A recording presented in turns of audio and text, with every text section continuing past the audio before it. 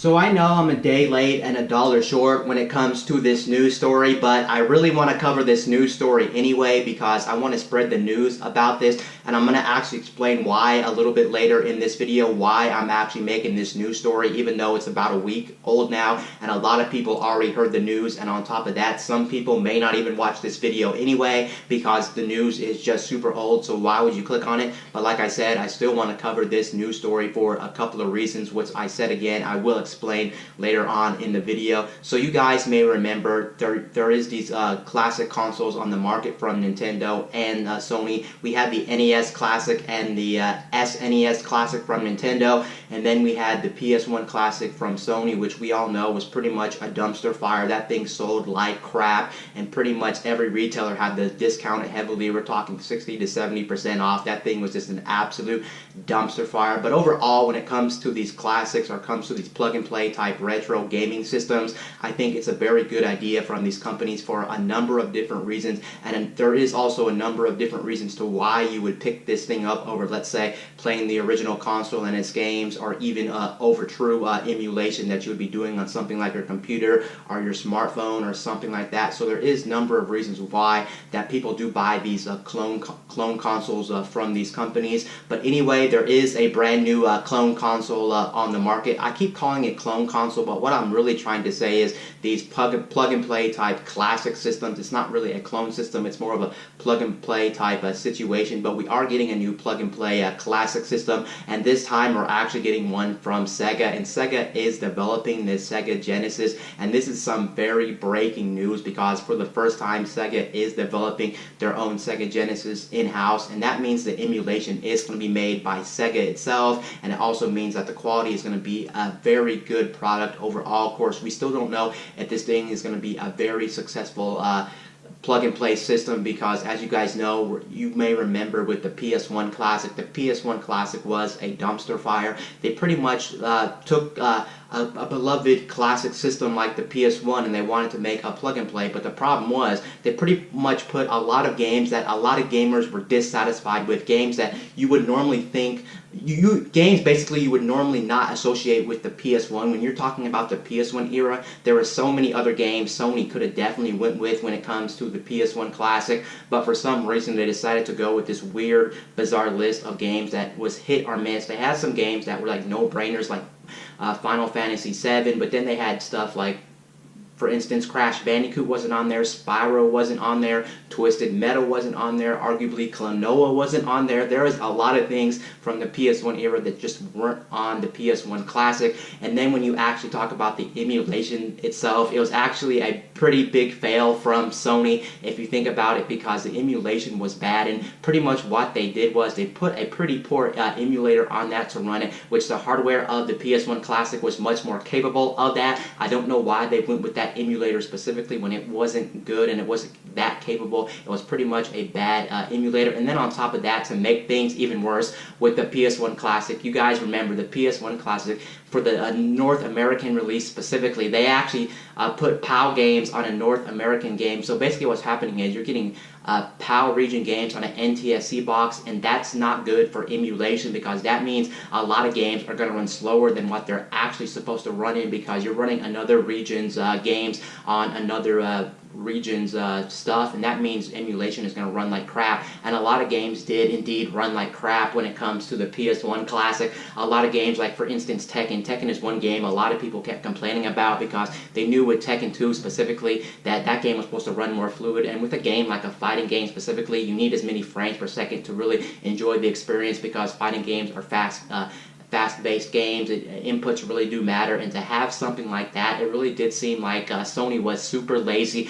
with the PS1 Classic. They pretty much just fucked it up. I think what Sony really did with the PS1 Classic was just pretty much copy what Nintendo did, but they didn't copy the Nintendo quality. They pretty much said, well, we see that Nintendo is selling millions of these systems, or potentially thousands of these classic systems, and we can pretty much copy what they're doing. We can make one with little to no effort, and people are going to buy it because they're nostalgic for the PlayStation brand, and they're also nostalgic for the PS1. But lo and behold, people aren't just going to be nostalgic for the PS1, and they're not just going to go out and buy it because, well, hey, guess what? I remember the PS1, let me buy this. No, people are going to realize that your product is a piece of junk, and no one's going to buy your product. And especially at that $100 price point, this thing was no cheap device at all. This thing was a very expensive device at $100, and that's very expensive for something that has a bad lineup of games, hit or miss games here or there, and also on top of that, the emulation is not spot on, and we're playing PAL region games in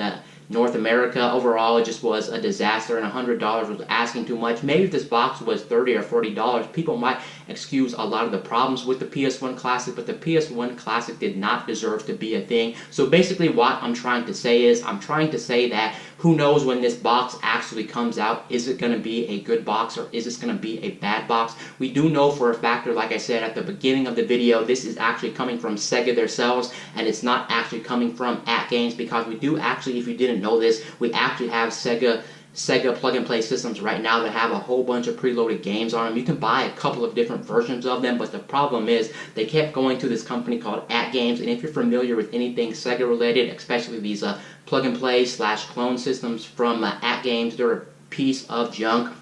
Can you still play these plug-and-play systems from AtGames? Yes, it's not like they're unplayable devices, but they're a pretty bad experience. The audio is horrible. Even the frame rates on the games can be questionable. Sometimes you just don't get true-to-life experiences with these Sega games, and I think Sega finally realized they had enough with AtGames before this thing was actually announced and actually going to be released. I remember last year they talked about it, and a lot of people weren't 100% sure if AtGames was going to be on board with part of it, whether it was going to be the emulation or some of the other creations of this actual plug-and-play system, but it has been confirmed. Like I said, Sega is going to be doing the whole entire project, and that's got to be great. So most likely this is going to be a very good plug-and-play system from Sega, but like I said, who knows what's going to happen. When you look at things from PS1, everything was done in-house from Sony, but Sony really fucked that product up super bad, and most people did not buy the PS1 Classic. But now let's talk about the actual device and talk about what you're going to be getting when it comes to the Sega Genesis, because you are going to be getting quite a few games when it comes to the Sega Genesis. It looks like they're not skipping out on games, at least the amount of games. We're going to be getting 40 games, and that is a lot of games here for the Sega Genesis.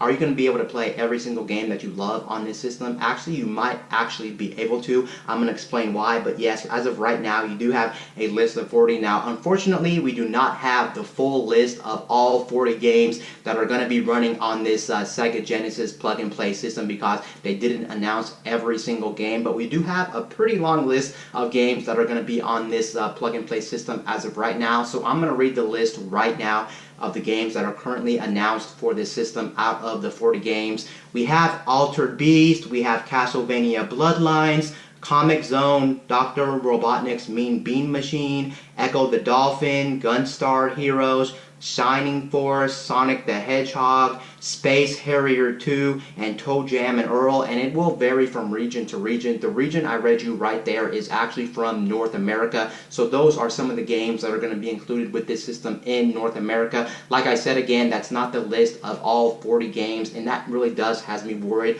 about this system as a whole, because if you compare this to something like what Sony did with the PS1 Classic, you guys know the PS1 Classic had a bad lineup of games, so who knows what Sega's going to do. Hopefully Sega will treat the fans right and give what the fans want. Hopefully the rest of the games on this box aren't going to be a disaster or be a dumpster fire. Hopefully they'll realize that and not give us games that we don't want. They'll make sure that fans who love the Sega Genesis and love the Sega as a whole will get games that they cherished and they appreciated and they played the heck out of. And on top of that, the emulation should be spot on, I'm assuming, because if it's not spot on, it's going to be we're going to have another PS1 Classic disaster on our hands. But from what I'm seeing, it looks like so far they're doing a good job of working on this Sega Genesis plug-and-play system. The only downside to this system as of right now, there is one downside to this system we have to talk about. The one downside to the system is the controller that you're going to be getting in the box. Of course, it is going to be a replica of the original Sega Genesis controller, so that's good on them. It's pretty much going to feel exactly the same, play exactly the same. The only problem is you are going to be getting the 3-button controller instead of the 6-button controller, and Japan is actually getting the 6-button controller. That may not seem like a big deal, but here's the problem with that. The big deal is if you're playing a fighting game, you're going to be missing out on buttons. So if you don't have all the buttons, the experience on a fighting game is just not going to be great at all. I guess the good news with this is the controller in the box, they already confirmed it. It is going going to be a USB controller in the box. So does that mean you can use your own controller in the near future? It's going to be hard to tell if you can use your own controller in the near future, but at least it gives us hope we can use our own controllers in the near future. I also want to know if you imported the one from Japan, could you take that controller, since it is going to be USB as well, and plug that into your Sega Genesis mini console. That would actually be cool. But I didn't even talk about the coolest part of this system, which actually kicks ass.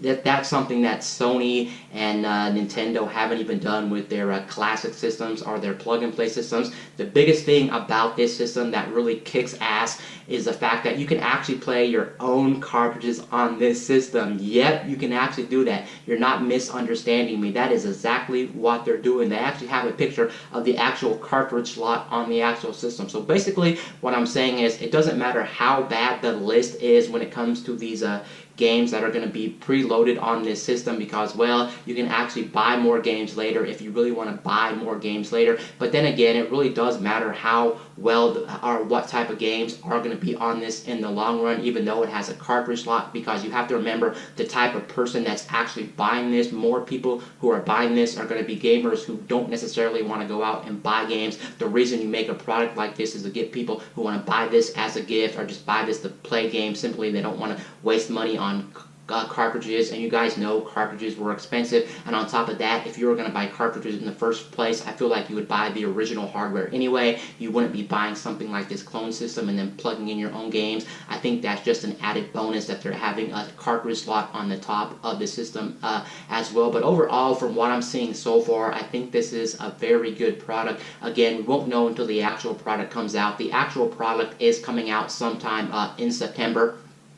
So that's got to get a lot of Sega fans excited. Am I actually excited for this plug-and-play system from Sega? Honestly, if you ask me, I'm personally not excited for this system, but I am excited for Sega fans, and I'm excited for retro gaming fans as a whole, because I do understand they've been wanting something like this for quite some time, and a lot of people have not got it. They've been outsourcing all their plug-and-play systems to At Games, and we all know At Games is a horrible company. They really need to shut down, in my opinion, because what's the point of being open if you're just going to keep shitting out these shitty products and not giving fans what they want? And that's really the reason I wanted to make this video. I really wanted to sit behind the camera and make this video because, well, I think I want to get this news out to more people who don't realize that the Sega Genesis Mini is being developed by Sega, and maybe fans will know about this thing. And on top of that, I just wanted to make this as well because I'm very excited for fans who are Sega fans. I'm just not a Sega fan, not because I hate the games. The games are all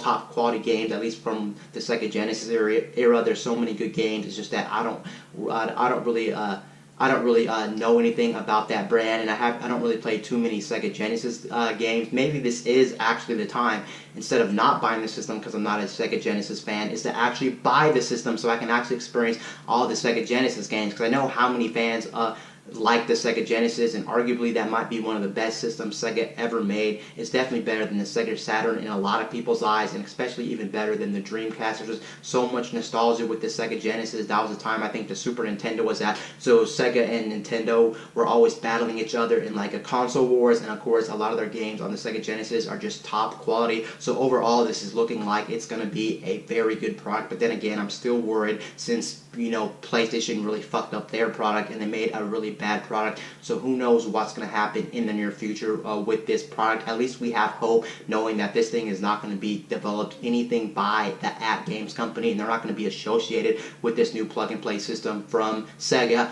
Anyway, guys, this is Wayne from My Tech News, signing out.